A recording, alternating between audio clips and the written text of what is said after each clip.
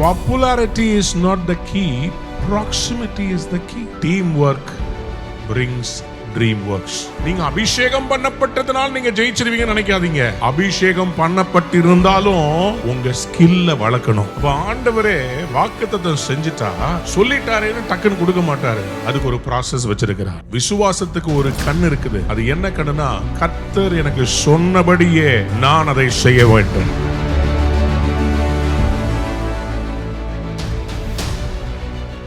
Reversal வேணும்னா, நமக்கு ஒரு டிவைன் ரிவர்சல் வேணும்னா, நம்முடைய வாழ்விலே நாம் என்ன செய்ய வேண்டும் என்று பல காரியங்களை கற்றுக்கொண்டு வருகிறோம். இன்றைக்கும் நாம் வேதத்தின் வாயிலாக கர்த்தருடைய வார்த்தையின் மூலமாக we are going to learn how Christianity and miracles, supernatural, இது எல்லாத்துக்கும் நீங்க பார்த்தீங்கன்னா கிறிஸ்தவ வாழ்க்கையில அவைகளுக்கு எல்லாம் இணைந்து செயல்பட வேண்டும். என்னென்ன இணைந்து செயல்படணும் சற்று ஆழமாய் ஆராயலாம். ஹல்லேலூயா. யாக்கோபு எழுதின நிருபம் 2ஆம் அதிகாரம், ஜேம்ஸ் சாப்டர் 2 14ஆம் வசனத்திலிருந்து நம்முடைய வேதத்தை திருப்பி பார்க்க போகிறோம். என் சகோதரரே, ஒருவன் தனக்கு விசுவாசம் உண்டென்று சொல்லியும் கிரியைகள் இல்லாதவனானால் அவனுக்கு பிரயோஜனம் என்ன? அந்த விசுவாசம் அவனை ரட்சிக்குமா? ஒரு சகோதரனையாவது ஒரு சகோதரியாவது வஸ்திரம் இல்லாமலும் அனுதின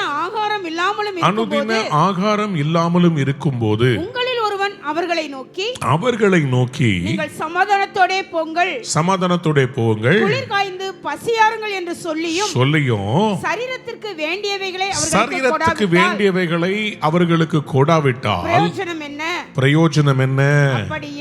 அப்படியே விசுவாசம் கிரியைகள் இல்லாதிருந்தால் தன்னிலே தானே செத்ததாய் இருக்கும். Faith by itself, it does not have works, is dead.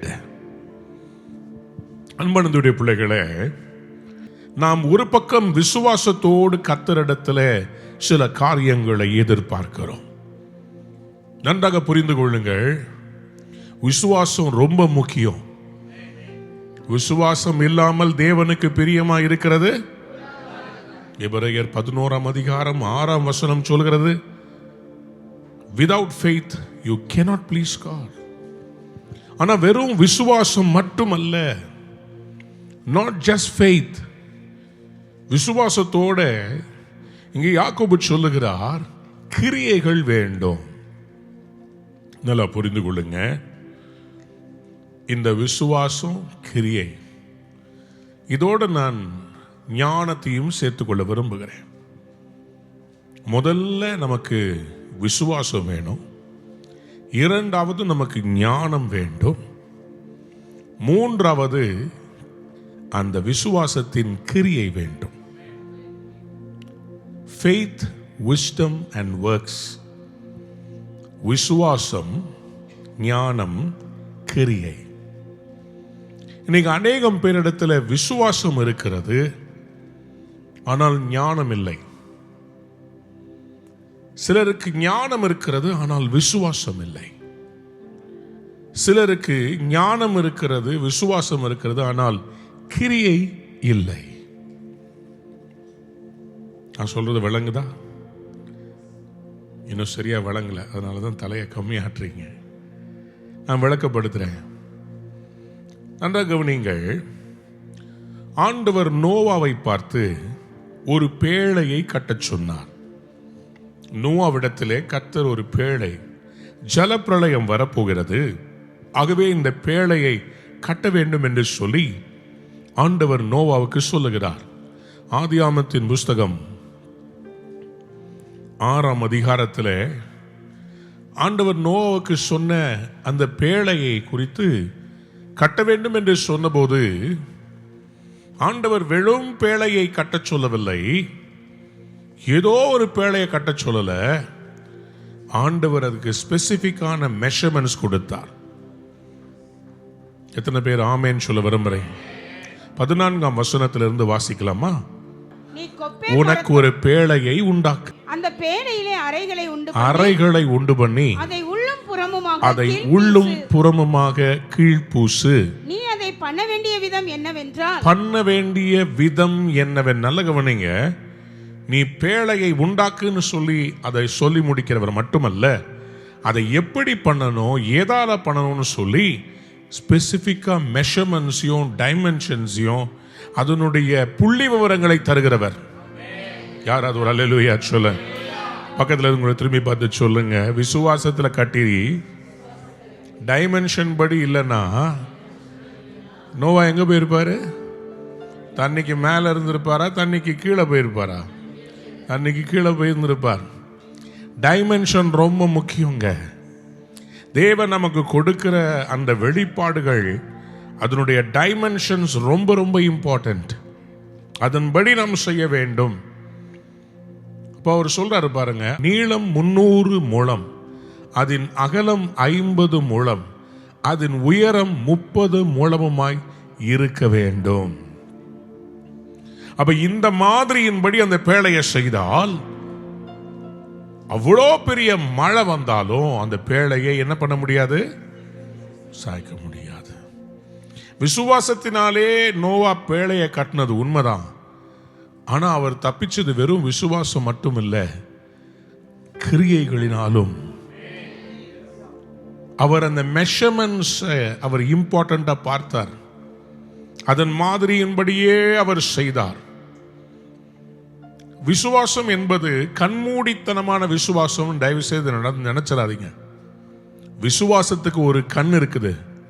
அது என்ன கண்ணுனா, கர்த்தர் எனக்கு சொன்னபடியே நான் அதை செய்ய வேண்டும். I will build it just the way God tells me. இன்னைக்கு அநேக காரியங்கள்ல நமக்கு வெற்றி கிடைக்காமல் இருப்பதற்கு காரணம், கர்த்தர் ஒரு வெளிப்பாட்டை தருகிறார், அதை எப்படி செய்ய வேண்டும் என்கிற ஞானத்தை அவரிடத்திலிருந்து பெற வேண்டும். மூன்றாவதாக, ஞானத்தை பெற்றால் மட்டும் போதாது, அதை செயல்படுத்துவதற்கு நாம் நம்முடைய மூளையை யூஸ் பண்ணணும். கர்த்தர் தரிசனத்தை கொடுத்தார், பேழையை கட்டினது யார்? நோவா. நோவா என்ன போட் பில்டரா? நோவா சொல்லுங்க, நோவா ஒரு மீன் பிடிக்கிறவரா?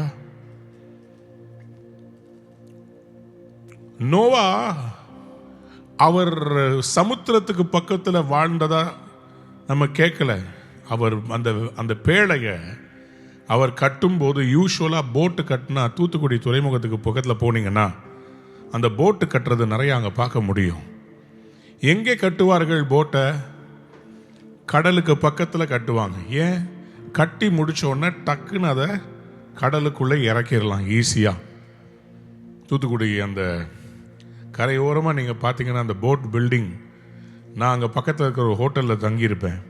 திடீர்னு ஒரு நாள் ஒரு பெரிய சத்தம். என்னன்னு பார்த்தீங்கன்னா, ஒரு போட்டை புதுசாக அன்னைக்கு தான் லான்ச் பண்ணுறாங்க. பார்க்கறதுக்கே அவ்வளோ அழகாக இருந்துச்சு. கரைக்கு பக்கத்தில் தான் வச்சு பண்ணுவாங்க. ஆனால் மழையே இல்லை. ஆனால் இந்த மனுஷன் அந்த போட்டை அவர் கட்டுறார். எப்படி கட்டுனாரா? வாசிங்களேன், அதே ஆதியாகமம் 6ஆம் அதிகாரம் 22ஆம் வசனத்தை வாசித்து பாருங்க.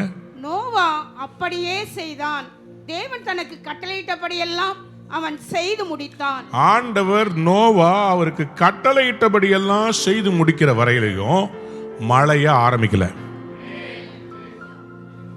அல்லேலூயா. அப்படியானால் இப்படி சொல்லட்டுமா, நீங்கள் தேவன் சொல்லுகிறதை சரியாக கேட்டு செய்து முடிக்கிற வரையிலும் உங்கள் அற்புதம் நடக்காது. என்றைக்கு நம்ம செய்து முடிக்கிறோமோ அடுத்த நிமிஷமே அவர் சொன்ன சீசன் ஆரம்பிச்சிடும். Noah did everything just as God commanded him. இன்னைக்கு அதனால தான் பிரச்சனை வருது. நம்ம இந்த சில பேர் இருக்கிறாங்க, செய்தித்தாளில் தலையங்கம் மட்டும் வாசிப்பாங்க, உள்ள இருக்கிறத ஸ்டோரியை வாசிக்கவே மாட்டாங்க. என்னாச்சு? இவன் அவனை குத்தினான். அப்படியா? பாருங்க, பயங்கர மோசமானவங்க. தலையங்கத்தை வச்சே எல்லாத்தையும் ஜட்ஜ் பண்ணிட்டு போயிடுவாங்க. அப்படி இருக்கக்கூடாது. முதல்ல நமக்கு டைமென்ஷன்ஸ் முக்கியம். அப்படின்னா நம்ம கர்த்தர் சொல்றத செவி சாய்க்கிறதுக்கு புள்ளி விவரங்களுக்கு ஆயத்தமா இருக்கணும். கடன்ல இருந்து வெளியே வரணுமா, அதுக்கு என்ன செய்யணும், என்ன வேலை செய்யணும், என்ன பிசினஸ் செய்யணும், ஒரு கேஸ்ல இருந்து வெளியே வரணுமா, அநியாயமா உங்களுக்கு விரோதமா நிற்கிறாங்களா, கர்த்தர் ஒரு ஞானத்தை கொடுப்பார், ஒரு மெஷர்மெண்ட்ஸை கொடுப்பார், அதையெல்லாம் கர்த்தர் நமக்கு சொல்லி கொடுப்பார். அருமையான ஒரு தேவனுடைய ஊழியக்காரனை நான் அறிவேன். அவருக்கு ஆண்டவர் ஒரு கேக் ஃபேக்டரி ஆரம்பிக்க சொன்னார். அந்த கேக்கு என்ன சைஸில் இருக்கணும்னு அவருக்கு தரிசனம் காண்பித்தார் ஆண்டவர். அது எத்தனை பீஸு ஒரு பேக்கெட்டில் இருக்கணும்னு சொல்லி தரிசனமாக கர்த்தர் காண்பித்திருக்கிறார். அதே இது எங்கன்னா காட்டுக்குள்ள அவர் ஜெபிக்கும் போது கர்த்தர் காண்பித்தாராம். அதை பார்த்துட்டு வந்து அதே டைமென்ஷன்ல ஒரு கேக்கு பண்ணி வித்தா கர்த்தர் அவரை பயங்கரமா ஆசீர்வதிச்சிட்டார். பெரிய ஆசீர்வாதம். Dimensions are so important. கிரியைகள் இல்லாத விசுவாசம் செத்தது. கிரியைகள் இல்லாத ஞானம் என்னங்க? செத்தது. Measurement is important. இரண்டாவதாக எழுதிக் கொள்ளுங்கள், ப்ராசஸ் இஸ் வெரி இம்பார்ட்டன்ட். எல்லா வாக்குத்தத்தங்களும் நிறைவேறுவதற்கு ஒரு காலகட்டம் அவசியம் தேவைப்படுகிறது. ப்ராசஸ். ஒரு கோல்டு வெளியே வரணும்னா it has to go through a process. ஒரு ஒரு ஒரு பிளாஸ்டிக்கில் நீங்கள் வீடு கூட்டுற அந்த தொடப்பம், நீங்கள் யூஸ் பண்ணுற செல்ஃபோன், டம்ளர் எல்லாமே ஒரு ப்ராசஸ்குள்ளே தாங்க போயிட்டு வருது. எதையும் கனவுல ஒரு இடத்துல ஒரு பிக்சரை பார்க்குறீங்க, இது மாதிரி ஒரு கட்டில் வேணும்னா அந்த கட்டில் செய்யணும். நீங்கள் மனசில் பார்த்ததுனால கட்டில் வராது. அந்த கட்டில் யாராவது ஒரு ப்ராசஸ்குள்ளே கொண்டு வரும். அதே மாதிரி நம்முடைய தரிசனங்களுக்கெல்லாம் ஒரு ப்ராசஸ் இருக்குது. யாராவது ஒரு அல்லேலூயா சொல்றீங்களா? அல்லேலூயா. There is a process and God plans. Do not negate the process. ஆண்டவர் அவருடைய திட்டங்கள், தரிசனங்கள், நமக்கு கொடுக்கிற அற்புதங்கள், ப்ராசஸை டினை பண்ணி எதையுமே செய்ய மாட்டார். ப்ராசஸ் படி தான் வரும். சொல்லுங்க ஆமென். உதாரணமா ஆதியாகமத்தின் புஸ்தகத்தில் ஆண்டவர் ஆபிரகாம் கிட்ட அவர் சொல்லுகிறார், நான் உனக்கு ஒரு மகனை கொடுப்பேன், அவன் ஈசாக், அவனோட உடன்படிக்கை செய்வேன், இதையெல்லாம் சொல்லுகிறார். ஆனால் there is a process. 75 வயதில் ஆபிரகாம் இருக்கும்போது கர்த்தர் வந்து எனக்கு முன்பாக நடந்து உத்தமனாயிருன்னு பேசிட்டு உனக்கு பிள்ளைய கொடுப்பேன்னு சொல்றார். ஆனால் மறுபடியும் அவரோட வந்து பேசும்போது அவர் சொல்றார், ஒரு உற்பவ கால திட்டத்திலே நான் மறுபடியும் வருவேன், அப்பொழுது உன் மனைவியாகிய சாராய் உனக்கு ஒரு பிள்ளையை பெறுவாள். அப்ப ஆண்டவரே வாக்குத்தத்தம் செஞ்சிட்டா சொல்லிட்டாரேன்னு டக்குன்னு கொடுக்க மாட்டாரு. அதுக்கு ஒரு ப்ராசஸ் வச்சிருக்கிறார். சொல்லுங்க அல்லேலூயா. என்ன ப்ராசஸ் தெரியுமா? சில வேளைகளிலே நாம் செய்ய வேண்டியது அவர் செய்ய விடுவார், செய்ய வேண்டியது அவர் எதிர்பார்ப்பார். ஏன்னா ஆதியாகமம் 20ஆம் அதிகாரம் வரையிலும் நீங்க பாத்தீங்கன்னா ஆபிரகாமுடைய பழைய வாழ்க்கை மாறவே இல்லை. ஆதியாகமம் 17ஆம் அதிகாரத்தில் கர்த்தர் என்ன சொன்னார்? ஆபிரகாமே, நான் சர்வ வல்லமையுள்ள தேவன், நீ எனக்கு முன்பாக நடந்து எப்படி இருந்தாரா? 17ஆம் அதிகாரத்தில் சொன்னாரு. 20ஆம் அதிகாரத்தில் பிரச்சனையை பார்த்த உடனே அவர் சொல்றாரு, இவள் என் சகோதரின்னு சொல்லிட்டார். தன்னை காப்பாத்துறதுக்காக மனைவி என்னன்னு சொல்லிட்டாரு. பரலோகத்தில் டெஸ்ட்ல என்ன போட்டிருப்பாங்க? உத்தமனா இருன்னு சொன்னாரா இல்லையா? ஸோ நம்ம லைஃப்ல நம்மளுக்குள்ள ஒரு ப்ராசஸை கர்த்தர் செஞ்சுக்கிட்டே இருக்கிறார். நம்ம எப்போ அவர் எதிர்பார்க்கிறபடி மாறுவோம். யாராவது ஒரு அல்லேலூயா சொல்லுங்க. பக்கத்தில் பார்த்து சொல்லுங்க, ப்ராசஸை பற்றி கேர்ஃபுல்லாக இருங்க. Process is very important. ஆதியாகமம் 20ஆம் அதிகாரம் 12ஆம் வசனத்தில் அவர் சொல்றாரு, அவள் என் சகோதரி என்பதும் மெய்தான், அவள் என் தகப்பனுக்கு குமாரத்தி, என் தாய்க்கு குமாரத்தி அல்ல. அவள் எனக்கு மனைவி. அப்போ கூட இவர் வந்து டிஃபெண்ட் பண்றாரு பாருங்க. ஆமா ஆமா, அவர் எங்க அப்பா வழியா வந்து அவர் ரிலேட்டடு, ஆனா நானும் அவளும் ஒரே அம்மாட்ட பிறக்கல. என்னத்த சொந்தத்தில் எடுத்தா உடனே என் சொந்தக்காரி என் சகோதரின்னு சொல்லி எப்படியெல்லாம் வந்து. ஆனாலும் ஆண்டவர் என்ன பண்றாரு, உடனே அந்த குழந்தைய தரல. there is another process. என்ன ப்ராசஸ்? சாராளை கர்த்தர் திருப்பி வந்து விசிட் பண்றாரு. விசிட் பண்ணிட்டு சொல்றாரு, நான் உனக்கு ஒரு குழந்தைய கொடுக்க போறேன்னு சொல்லி சொல்றாரு. சரியா? அவர் சொன்ன உடனே பிறக்குதா? நல்லா கவனிங்க. அவர் வந்து சொன்ன பிறகு உடனே பிறக்கல. ஆதியாகமம் 21 அதிகாரம் 1, 2 வசனத்தை வாசித்து பாருங்கள். கர்த்தர் தாம் சொல்லியிருந்தபடி, கர்த்தர் தாம் சொல்லி இருந்தபடி சாராள் பேரில் கடாட்சமானார். கர்த்தர் தாம் உரைத்தபடியே சாராளுக்கு செய்தருளினார். என்ன செய்தருளினார்? ஆபிரகாம் முதிர் வயதாயிருக்கையில் சாராள் கர்ப்பவதியாகி தேவன் குறித்திருந்த காலத்திலே அவனுக்கு ஒரு குமாரனை பெற்றார். யாராவது ஒரு அல்லேலூயா சொல்றீங்களா? அப்படியானா தேவன் குறித்திருக்கிற ஒரு காலம் ஒன்று இருக்கிறது. அந்த 9 மாசம் சாராள் பிரெக்னெண்டா இருந்துதான் ஆகணும். பக்கத்துல பார்த்து சொல்லுங்க, பிரெக்னென்ட் ஆகாம ஆண்டவர் சாராளுக்கு ஈசாக்க கொடுத்தாரா? இல்ல. ஆண்டவர் வந்து ஜீ பூம்பா அப்படின்னு கொடுக்கிறவர் இல்ல. ஆண்டவர் வித்த காட்டுறவர் இல்ல. அவர் நேச்சுரலா சூப்பர் நேச்சுரல் கொண்டு வருவார். அப்படின்னா அது செய்ய வேண்டிய காரியம் செய்வார். அப்படின்னா ப்ராசஸ் இஸ் இம்பார்ட்டன்ட். யாராவது ஒரு ஆமேன்னு சொல்லுங்க. ஆபிரகாம் தன் விதையை கொடுக்க வேண்டும். சாராளின் கற்பம் அதை அக்செப்ட் பண்ண வேண்டும். முதிர் வயதில் செத்து போன அந்த கற்பம் அந்த விதையை ஏற்றுக்கொண்டு அது 9 மாதம் பராமரித்து வளரச் செய்து, அந்த ப்ராசஸ் இஸ் இம்பார்ட்டன்ட். நம்முடைய லைஃப்ல சில காரியம் நடக்கலன்னு சொன்னா மனதில் வைத்துக் கொள்ளுங்கள், you are under a process. பக்கத்தில் பார்த்து சொல்லுங்க, கன்ஸ்ட்ரக்ஷன் இஸ் இன் ப்ராக்ரஸ். என்ன போட்டிருப்பாங்க இந்த மெட்ரோ ஒர்க்குக்கு?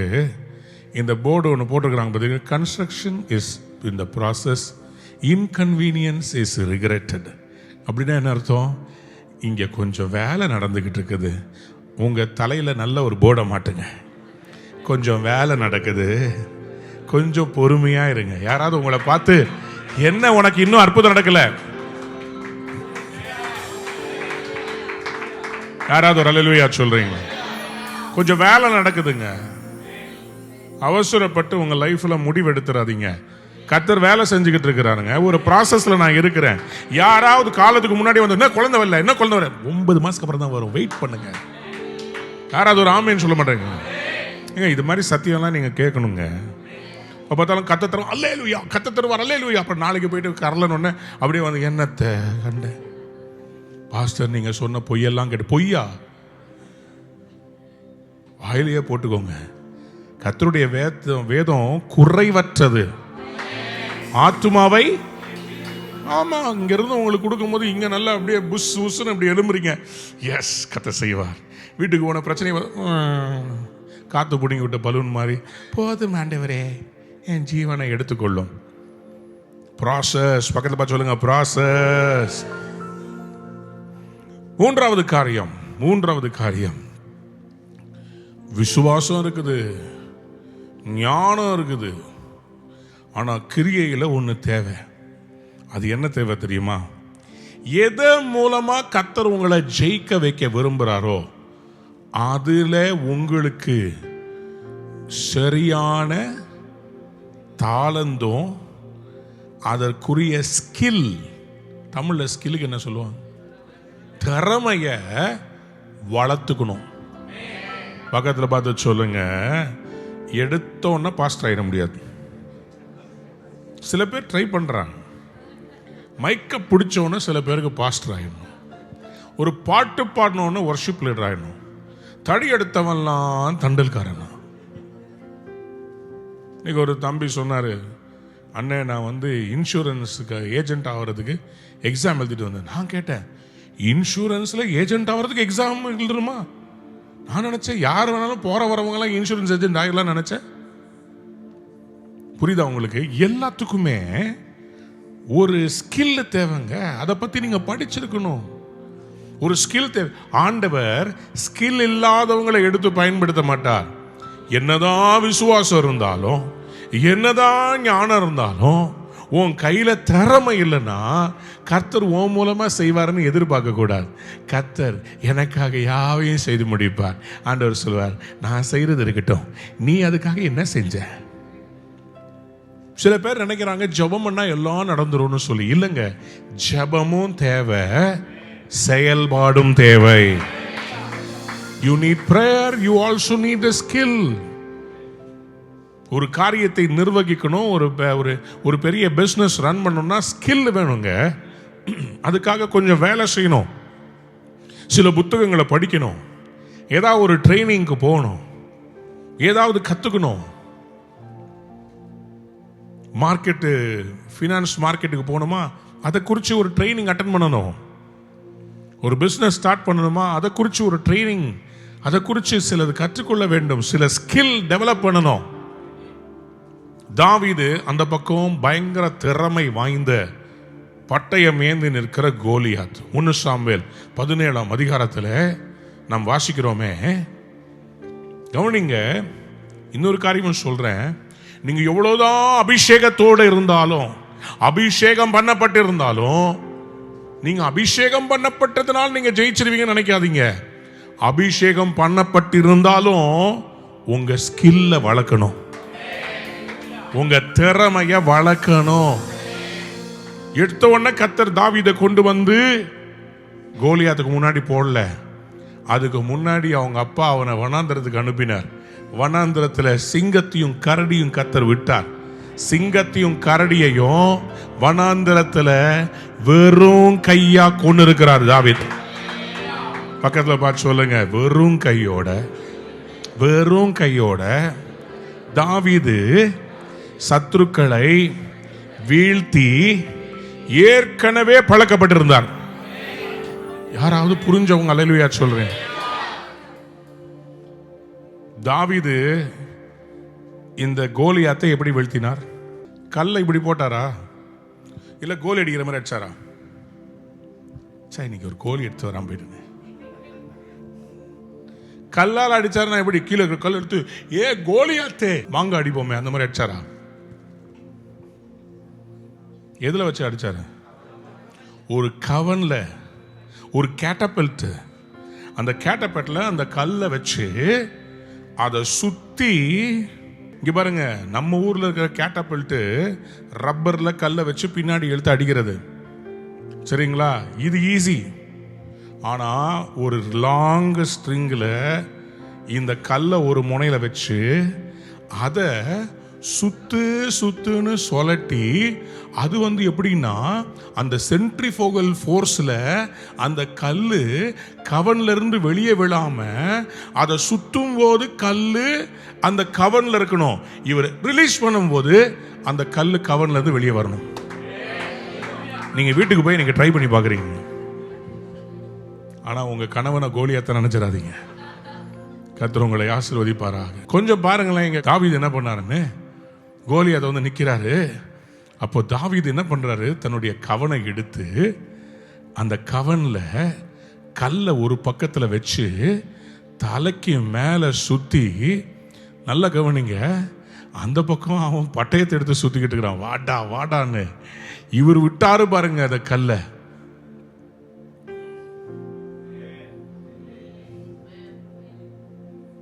புரிஞ்சுதா உங்களுக்கு? எத்தனை பேருக்கு புரிஞ்சிச்சு? சத்தமா ஒரு அல்லேலூயா சொல்லுங்க. அல்லேலூயா. அப்போ ஒரு கல்ல, ஒரு கவன்ல சுத்துறது.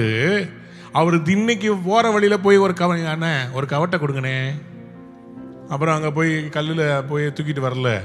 இவர் ஏற்கனவே கவனை வச்சு வேட்டையாடி இருக்கிறாரு, அடிச்சிருக்கிறாரு. அதனாலதான் தைரியமா சொல்றாரு, இவனை நான் காலி பண்ணிடுவேன், இவன் பெரிய ஆள் இல்ல, ஏன்னா நான் ஏற்கனவே நிறைய இது மாதிரி இந்த கல்லை வச்சு நான் அடிச்சு காலி பண்ணிருக்கிறேன். யாராவது ஒரு அல்லேலூயா சொல்றீங்களா? எங்க ரிலீஸ் பண்ணணும்ன்றது இருக்குதுங்க. பக்கத்துல போலங்க, எந்த இடத்துல ரிலீஸ் பண்ணும். there is a skill. developing a skill does not mean you are not anointed. நீங்க ஒரு பியானோ வாசிக்கணும்னா நிறைய வாசித்தாதான் புது பாடல் வரும். கீபோர்டு வச்சிருக்கிறவங்க எல்லாம் கீபோர்டிஸ்டா மாற முடியாது. நான் ஒரு தேசத்துக்கு போயிருந்தேன். அந்த பாஸ்டர் சொன்னாரு, என்னுடைய பொண்ணு கீபோர்டு நல்லா அடிப்பா அப்படின்னாரு. நான் பாட ஆரம்பிச்சேன், அவ கீபோர்டு அடிக்க ஆரம்பிச்சா. கீபோர்டு அவங்க அப்பா சொன்ன மாதிரி அவ கீபோர்டு வாசிக்கல, நல்லா அடிச்சா. நிறைய பேருக்கு திறமைய வளர்க்கணும் இல்லை, ஆனா பெரிய ஆளாயிரணும். It's not ஈஸிங்க. அதுக்கு ஒரு ஒரு ஒரு ஒரு ட்ரைனிங் தேவைப்படுதுங்க. அதுக்கு ஒரு முயற்சி தேவைப்படுது. அதுக்கு கொஞ்சம் பிரயாசம் தேவைப்படுது.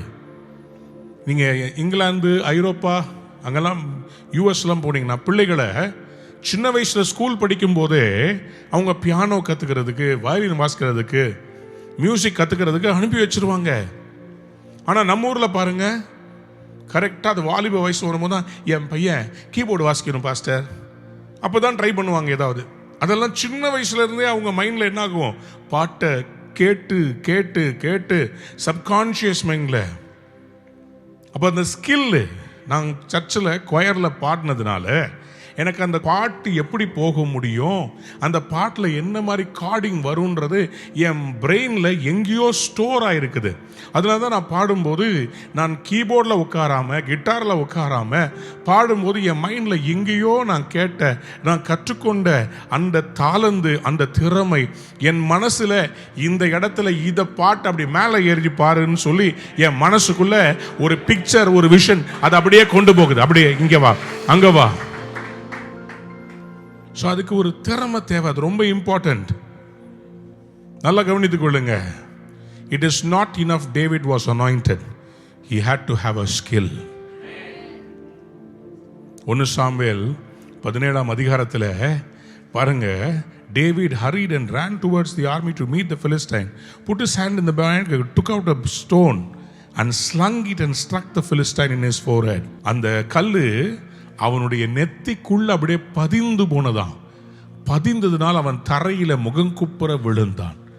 அந்த நெத்தியை உடைச்சு கல்லு உள்ள போகிற அளவுக்கு இவனுடைய வேகம் இருந்திருக்கிறது. சும்மா எரியலங்க, அந்த கல்லுடைய வேகம். அதை முன்னாடியே அவன் கால்குலேட் பண்ணியிருக்கிறாரு. தாவீது அந்த கூழாங்கற்களை எடுக்க போகும்போது அவர் கண்டிப்பாக பிராக்டிஸ் பண்ணியிருக்கிறார். அதனாலதான் ஷுவர் ஷாட்டா சொல்றாரு, இந்த கோலியாத்தை நான் வீழ்த்துவேன். தாவீது கோலியாத்தை பார்த்த பிறகு போய் கல்லை தேடினாரா? ஏற்கனவே பிராக்டிஸ் பண்ணி கல்லை ரெடியா ஸ்மூதாக்கி வச்சிருக்கிறார். ஒரு அல்லேலூயா சொல்றீங்களா?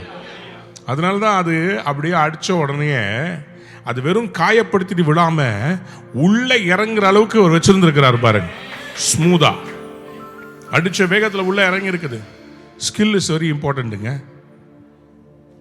அதே மாதிரி ஆண்டவருடைய திட்டங்களை செயல்படுத்துவதற்கு ஸ்கில் மாதிரி ப்ரிப்பரேஷன் தேவை. எத்தனை பேர் ஆமேன்னு சொல்ல விரும்புறீங்க? Preparation is very important. Skill திறமை மட்டுமல்ல, திறமைக்கு அதுக்கான ட்ரைனிங், அதான் ப்ரிப்பரேஷன். அதுதான் 4வது காரியமாக நான் சொல்றேன். வெறும் திறமை மட்டும் இல்லைங்க, அதுக்கான ஆயத்தம், ப்ரிப்பரேஷன். எஸ்தர் ராணியாக எப்படி மாறினாள்?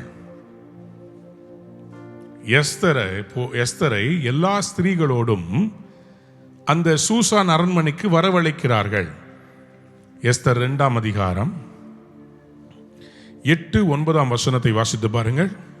ராஜாவின் கட்டளையும் தீர்மானமும் பிரசித்தமாகி அநேக பெண்கள் கூட்டப்பட்டு சரி சூசான் அரண்மனையில் உள்ள ஏகாயின் வசத்தில் ஒப்புவிக்கப்படுகிற போது எஸ்தரும் ராஜாவின் அரண்மனைக்கு அழைத்து கொண்டு போகப்பட்டு ஸ்திரீகளை காவல் பண்ணுகிற ஏகாயின் வசத்தில் ஒப்புவிக்கப்பட்டாள்.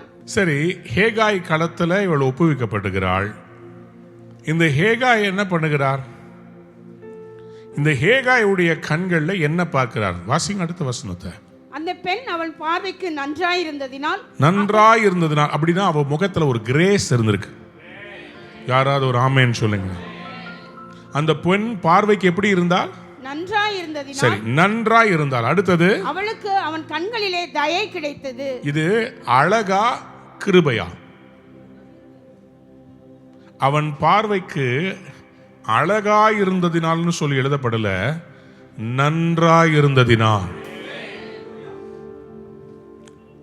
அழகுக்கும் தேவனால் தெரிந்து கொள்ளப்பட்டவருடைய முகத்தின் பிரகாசத்துக்கும் ஒரு வித்தியாசம் இருக்கு. அழகு என்பது மாம்சத்துல பார்க்கிற கண்ணு. ஆனா தயவுன்றது தேவன் பார்க்கிற பரிசுத்தமான கண்ணு. யாருக்கெல்லாம் ஒரு ஆமேன் சொல்லணும்னு தோணுது?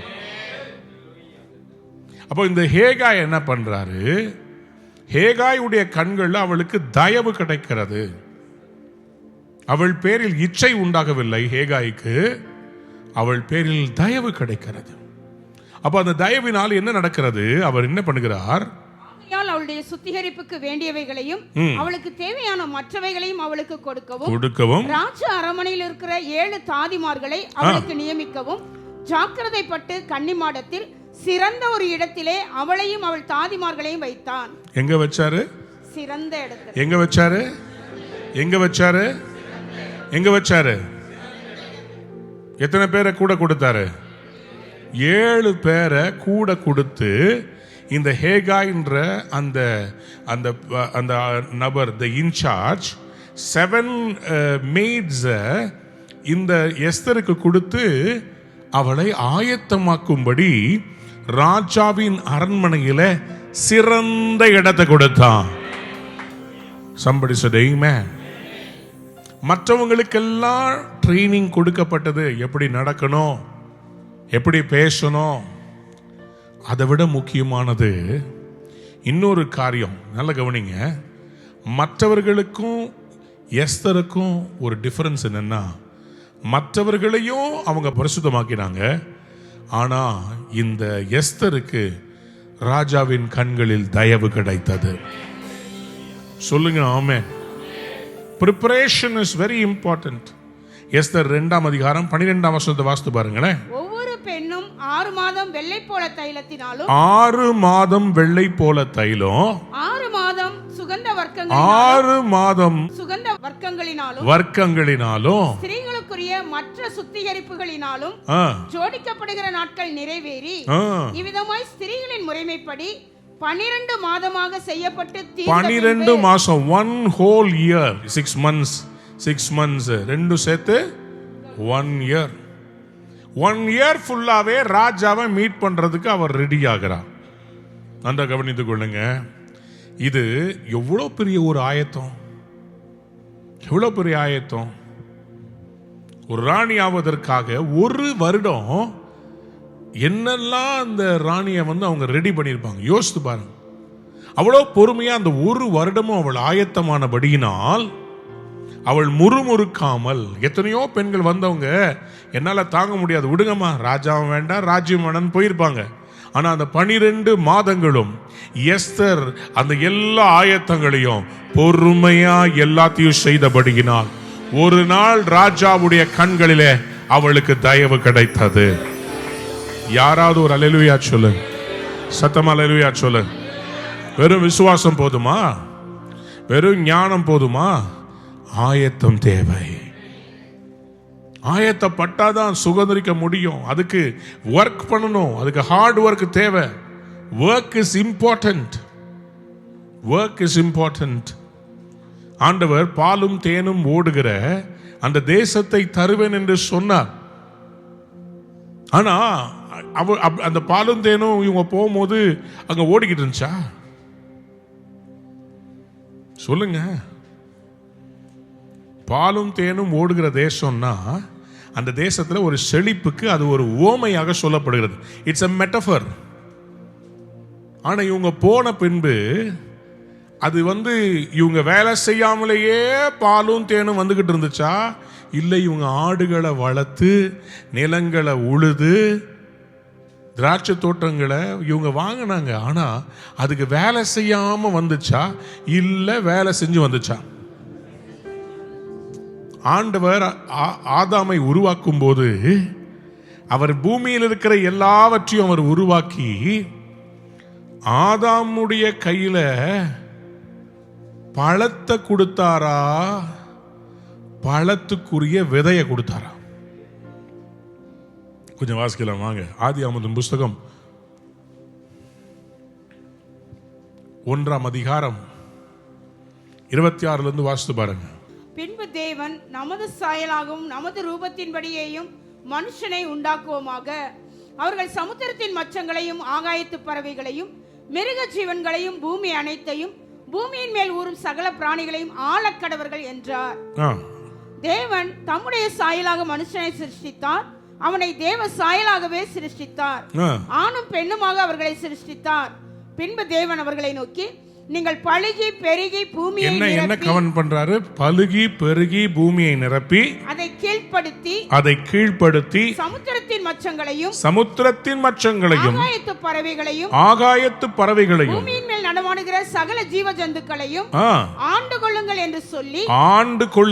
என்று சொல்லி தேவன் அவர்களை ஆசீர்வதித்தார். யாராவது ஒரு கையை உயர்த்தி ஒரு பெரிய அல்லேலூயா சொல்லு. தேவன் அவர்களை ஆசீர்வதித்தார். சரி, இப்ப தேவன் ஆசீர்வதித்த உடனே அவங்க தேவைகள்லாம் சந்திக்கப்பட்டுச்சா? தேவன் ஆசீர்வதித்த உடனே தேவைகள்லாம் சந்திக்கப்பட்டுச்சா? சொல்லுங்க. பழம்லாம் தன்னால காய்க்க ஆரம்பிச்சிருச்சா? அடுத்த வசனத்தை வாசிங்க. பின்னும் தேவன் இதோ பூமியின் மேலெங்கும் விதை தரும் சகலவித பூண்டுகளையும் விதை தரும் கனி மரங்களாகிய சகலவித விருட்சங்களையும் உங்களுக்கு கொடுத்தேன், அவைகள் உங்களுக்கு ஆகாரமாய் இருக்க கடவுது. கைகளை உயர்த்தி ஒரு அல்லேலூயா சொல்றீங்களா? விதை தரும் சகலவித பூண்டுகளையும் விதை தரும் கனி மரங்களாகிய சகலவித விருட்சங்களையும். கவனிங்க, ஆண்டவர் தெளிவா சொல்றாரு, I give you every seed bearing plant, seed bearing tree, seed bearing fruit. இந்த விதையெல்லாம் நான் உங்களுக்கு தரேன். நீ பழத்தை சாப்பிட்டுட்டு விதைய முழுங்கிறாத. அடுத்த பழம் வேணும்னா விதைய விதைக்கணும். யாராவது ஒரு அல்லேலூயா சொல்ல மாட்டேன்? அல்லேலூயா. பக்கத்துல பார்த்து சொல்லுங்க. வேலை செய்யாம பெருக்கமும் வராது, ஆசீர்வாதமும் வராது.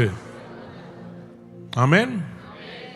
work is important. ஆகவே தான் அவர் சொல்றார், கிரியைகள் இல்லாத விசுவாசம் செத்தது. யாக்கோபு சொல்றாரு, சும்மா வீட்டில் உட்காந்து நான் ஜெபம் பண்றேன், கர்த்தர் என் தேவையெல்லாம் சந்திப்பார். நான் ஜெபம் பண்றேன், நான் ஜெபம் பண்ணிக்கிட்டே இருக்கிறேன், கர்த்தர் யாராவது ஒருத்தரை கொண்டு என் தேவையை சந்திப்பார். கர்த்தர் கதவை தட்டி சொல்லுவார், ஏஞ்சி வெளியே போய் வேலை பண்ணு, பூவா கிடைக்கும். பவுல் ரொம்ப டென்ஷன் ஆயிட்டாருங்க. சபையில் சில பேர் இந்த மாதிரி உட்காந்து ஃப்ரீயாக சாப்பிட்டு இருந்ததை பார்த்துட்டு டென்ஷன் ஆயிட்டு அவர் சொல்றாரு, ஒருவன் வேலை செய்யாவிட்டால் அவன் சாப்பிடாமல் இருக்க கடவன்.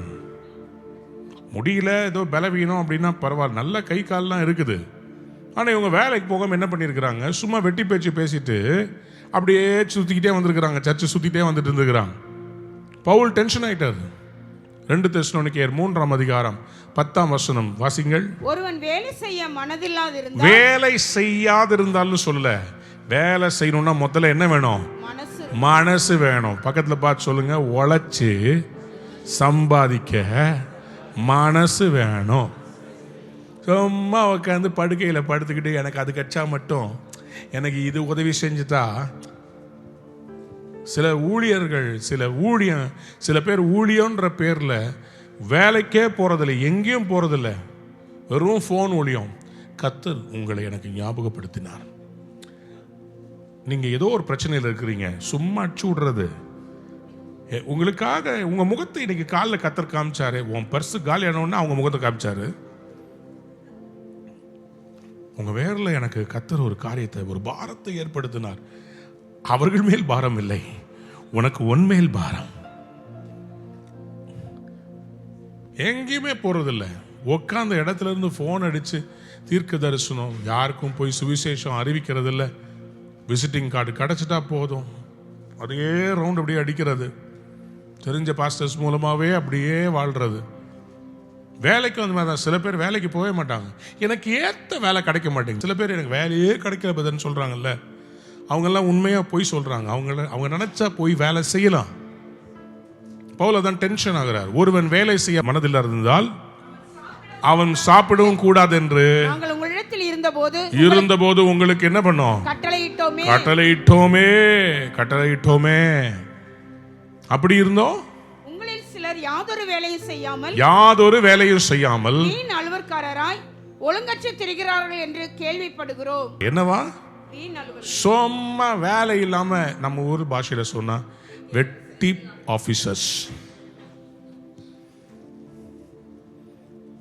எங்க அப்பாலாம் எங்களை வளர்க்கும் போது, நான் காலேஜ் படிச்சு முடிச்ச பிறகு ஒரு நாள் வீட்டில் சும்மா உட்கார்றதுக்கு எங்க அப்பா என்னை விடவே இல்லை.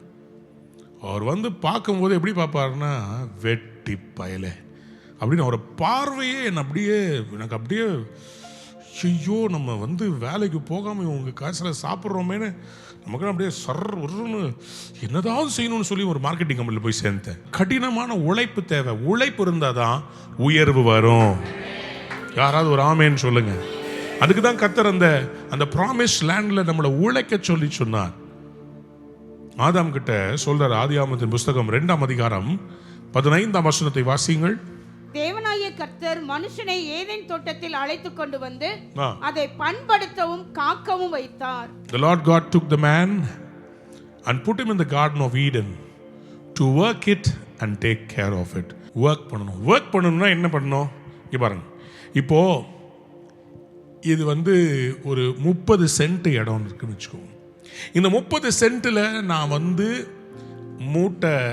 நெல் மூட்டையை போட்டா எவ்வளவு வரும்ன்றதுக்கு ஒரு கணக்கு இருக்குதா இல்லையா? 100 மூட்டை நெல்ல 30 சென்ட்ல போடுவீங்களா? இல்ல அதுக்கு ஏதாவது ஒரு கணக்கு இருக்குமா இல்லையா? அதுக்கு பேர் தான் பிளானிங். பக்கத்துல பார்த்து சொல்லுங்க, பிளானிங். இதுக்கு என்ன பண்ணணும்? ஒரு கணக்கு புஸ்தகத்தை எடுக்கணும். ஒரு சென்ட்ல எவ்வளோ நெல்லை போடணும், எவ்வளோ விதைக்கணும், எவ்வளோ தண்ணி விடணும் அப்படின்ற பேசிக் ஒரு பிளானிங் தேவை. அதுக்கு ரைட்டிங் தேவை. எழுதி கொள்ளுங்க, பிளானிங் அண்ட் ரைட்டிங். ஹியூமன் கெப்பாசிட்டியை கடவுள் வச்சிருக்கிறார். மெமரைஸ் பண்ற பவர் அவர் தான் கொடுத்திருக்கிறார். ஆனா அந்த மெமரைஸ் பண்றதுலயே வச்சிருக்க கூடாதுங்க. ஆண்டவர் தீர்க்கதரிசிகள்கிட்ட சொல்லியிருக்காரு, நான் சொல்றத புஸ்தகத்தில் எழுதி வை. ஏன்? காதோட கேட்டது காத்தோட போயிரும், எழுதி வைக்கிறது அழிக்கவே முடியாது. எழுதினதே. யோபு நிறைய பேசிக்கிட்டு இருக்கிறார். திடீர்னு சொல்றார், இப்பொழுது நான் சொல்லும் இந்த வார்த்தைகள் எல்லாம் ஊழி வெட்டுல எழுதும்படியான ஈய எழுத்துக்களாக இருந்தால் நலமா இருக்கும்னு சொல்லி சொல்றார். நான் சொல்ற வார்த்தைகள் காலத்தால் தண்ணியில எழுத சொல்ல, இலையில எழுத சொல்ல, மரத்துல எழுத சொல்லல. யோபு 19:23 வாசித்து பாருங்கள். நான் இப்பொழுது சொல்லும் வார்த்தைகள் எழுதப்பட்டால் அவைகள் நலமாயிருக்கும். அவைகள் ஒரு புஸ்தகத்தில் வரையப்பட்டு என்றைக்கும் நிலைக்க கருங்கல்லில உளிவெட்டாகவும் ஈய எழுத்தாகவும் பதிந்தால் கையை உயர்த்தி ஒரு அல்லேலூயா சொல்றீங்களா? நல்லா கவனிங்க. இவர் எப்படி அந்த எழுத்தை வந்து ஃபர்ஸ்ட் அப்படியே கொண்டு போறாரு பாருங்க. ஒரு ஸ்டாண்டர்டா மாத்திக்கிட்டே இருக்கிறார். சொல்றது ஃபர்ஸ்ட் ஒரு புஸ்தகத்துல வரையப்பட்டா நல்லா இருக்கும், அதாவது பென்சில் பேனாவில் எழுதுனா நல்லா இருக்கும். செகண்ட் சொல்றாரு, அது நான் சொல்றது 2000 வருஷத்துக்கு 6000 வருஷத்துக்கு மேல ஆனா கூட வடபழனியில உருவா ரிவைவல் சர்ச்சில் நான் சொல்ற வசனத்தை வாசிக்கிறதுக்கு அதை வெறும் பேப்பர்ல எழுதிடாதீங்க, அது பூச்சரிச்சு போயிட போது. அவைகளை கருங்கல்லிலே உளி வெட்டாகவும் அந்த ஓட்ட அந்த வெட்டப்பட்ட அந்த குழியில ஈயத்தை காய்ச்சி ஊத்திட்டா எழுதப்பட்ட எழுத்தெல்லாம் ஈய எழுத்துக்களா இரும்பா மாறி இருகா மாறிடும். அது மாதிரி நான் சொல்றதெல்லாம் எழுதப்பட்டா நலமா இருக்கும். ஒரு அல்லேலூயா சொல்றீங்களா? அதனால்தான் ஆண்டவர் சொன்னாரு, we need to work by putting things into, உட்கார்ந்து எழுதணும். ஆண்டவர் சொன்னார், ஒருவன் ஒரு கோபுரத்தை கட்ட வேண்டும் என்று அவன் தீர்மானித்தால் முதலாவதாக உட்கார்ந்து கணக்கு பார்க்க கடவன். அப்படின்னு என்ன அர்த்தம்? உட்கார்ந்து அதனுடைய வரவு செலவை எழுத கடவன். அது எப்படி அச்சீவ் பண்றது, அது எப்படி முடிக்கிறதுன்னு சொல்லி ஒரு பிளான் வேணும், ஒரு ஸ்ட்ராட்டஜி வேணும். விசுவாசம், ஞானம், அடுத்ததாக கிரியை. சொல்லுங்க அல்லேலூயா. சத்தமா அல்லேலூயா சொல்றீங்களா? ஹல்லேலூயா. இதெல்லாம் ரொம்ப அவசியங்க, ரொம்ப ரொம்ப அவசியம். அதே மாதிரி அடுத்ததாக team work is very important. ஆண்டவர் மோசே கிட்ட சொல்றார், ஆசரிப்பு கூடாரம் இப்படிலாம் செய்யணும், இப்படிலாம் செய்யணும். மோசையே எல்லாத்தையும் செய்ய முடியுமா? இல்ல, அவருக்கு பெசலேயேல் தேவைப்பட்டார். இந்த பெசலேயேலை கொண்டு என்னெல்லாம் இவருக்கு டவுன்லோட் ஆச்சோ தன் கையால அதையெல்லாம் செய்வதற்கு இந்த பெசலேயலுக்குள்ள அந்த ஆவியை ஊத்தி இவருக்கு காண்பிச்ச அந்த விஷனை அவன் மனதிலே பிடிக்கும்படி கர்த்தர் ஒரு பெசலேயலை எழுப்பினார். யாராவது ஒரு அல்லேலூயா சொல்றீங்களா? யாத்ராகமத்தின் புஸ்தகம் 31ஆம் அதிகாரம் 2ஆம் வசனத்தில் நம்ம வாசிக்கிறோம், கோத்திரத்தில் ஊருடைய மகனான ஊரியின் குமாரன் பெசலேயேலை பெயர் சொல்லி அழைத்து வினோதமான வேலைகளை அவன் யோசித்து செய்கிறதற்கும், பொன்னிலும் வெள்ளியிலும் வெண்கலத்திலும் வேலை செய்கிறதற்கும், ரத்தினங்களை முத்திரை வெட்டாக வெட்டி பதிக்கிறதற்கும், மரத்தில் சித்திர வேலைகளை செய்கிறதற்கும் மற்றும் சகலவித வேலைகளையும் யூகித்து செய்கிறதற்கும் வேண்டிய ஞானமும் புத்தியும் அறிவும் அவனுக்கு உண்டாக அவனை தேவ ஆவியினால் நிரப்பினேன். யாராவது ஒரு அல்லேலூயா சொல்லுங்க. ஆண்டவர் என்ன பண்றாரு? ஸ்கில் மட்டும் இல்லைங்க, ட்ரைனிங் மட்டும் இல்லைங்க, ரைட்டிங் மட்டும் இல்லைங்க, ஆண்டவர் தேவ ஆவியினால் நிரப்பின ஒரு டீம் வேண்டும். அப்போஸ்தலர்கள் பெரிய எழுப்புதலை கொண்டு வந்து கொண்டிருக்கிறார்கள். அப்போஸ்தலர் நாட்களில் பயங்கரமான எழுப்புதல். ஆனா இவங்களால எல்லா வேலையும் செய்ய முடியல. ஆகவே என்ன செய்கிறார்கள் இந்த அப்போஸ்தலர்கள்?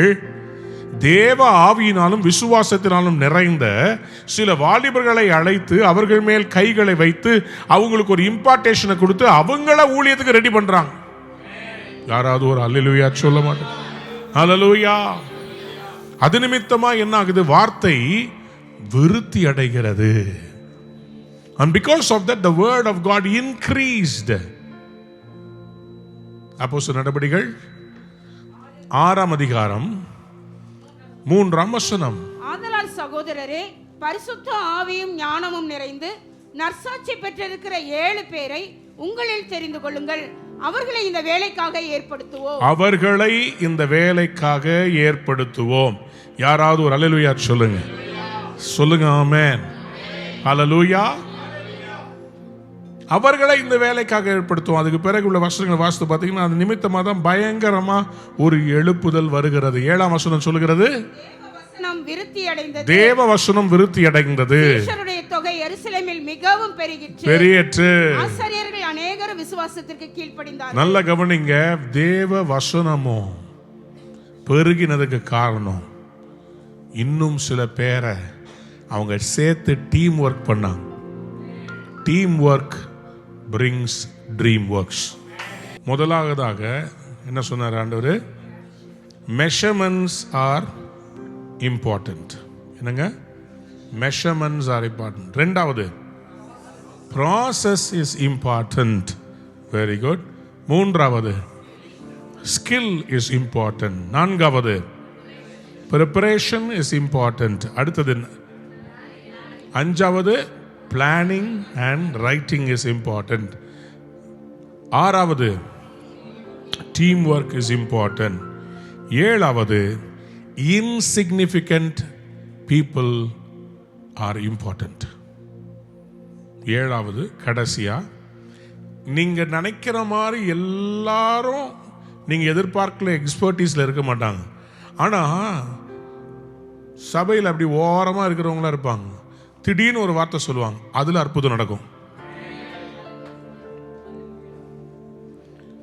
இன்சிக்னிஃபிகன்ட் பீப்புள், அவங்க பார்த்தீங்கன்னா சாதாரணமாக இருப்பாங்க. பாருங்க, ஒரு குஷ்டரோகியா இருந்த ராணுவ வீரனுக்கு ஒரு சுகம் தேவைப்பட்டது. அப்பொழுது இந்த ராணுவ வீரன் அவனுடைய வீட்டிலே வேலை செய்கிற ஒரு பெண், அந்த பெண் சொல்லுகிறாள், இஸ்ரவேல்ல ஒரு தீர்க்கதரிசி இருக்கிறாரு, அவர்கிட்ட போய் நீங்க விண்ணப்பம் பண்ணீங்கன்னா நீங்க சுகமாயிருவீங்கன்னு சொல்றான். இப்போ வீட்டு பணிப்பெண் சொல்ற வார்த்தையை கேட்டுட்டு இந்த ராணுவ தளபதி போனாரா இல்லையா? போனார்.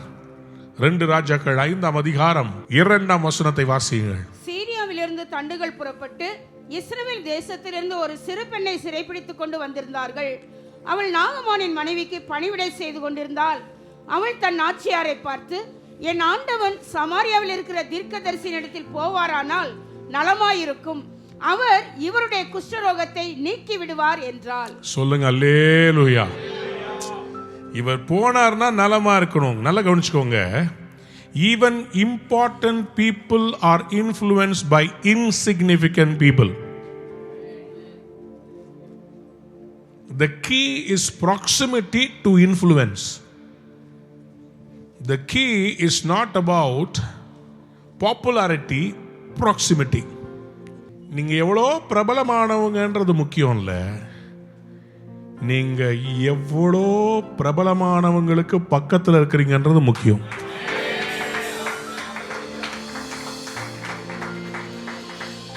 Popularity is not the key, proximity is the key. இந்த பணிப்பெண் பெரிய காரியத்தை சாதித்து அவள் பெரிய ஆளாக மாறவில்லை, புகழ் பெற்றவளாக. இதோ இங்கே ஒரு வேலைக்காரி இருக்கிறாள். அந்த வேலைக்காரி சொல்லுவதெல்லாம் நடக்கும். எல்லாரும் அந்த வேலைக்காரி இடத்துல போவோம் இல்லை. Insignificant, but she made a significant contribution. அந்த ஒரு பெண்ணு சொன்னதுனால இந்த நாகமானுடைய குஷ்டரோகம் சுகமானது. அது பைபிள்ல எழுதப்பட்டிருக்கிறது. அந்த பெண்ணு பேர் தெரியல, ஆனா அவளை பத்தி பேசிக்கிட்டே இருக்கிறோம். It is not about popularity, it is about proximity. எத்தனை பேர் இன்னைக்கு அப்படி ஆண்டவருக்காக செய்ய போறீங்க? அன்பான நேயர்களே, இந்நிகழ்ச்சியில் கொடுக்கப்பட்ட வாக்குத்தத்தங்களும் தீர்க்க தரிசன வார்த்தைகளும் உங்களுக்கு ஆசீர்வாதமாய் இருந்திருக்கும் என்று நாங்கள் நம்புகிறோம். நீங்கள் பெற்ற ஆசீர்வாதங்களையும் ஜெப விண்ணப்பங்களையும் மற்றும் உங்கள் காணிக்கைகளையும் அனுப்ப வேண்டிய எங்கள் முகவரி: ரூவா ஊழியங்கள், எண் 82, ஜவஹர்லால் நேரு சாலை, சிம்ஸ் மருத்துவமனை எதிரில், வடபழனி, சென்னை 26. உங்கள் காணிக்கைகளை ஆன்லைன் மூலமாக எளிதாக செலுத்தலாம்.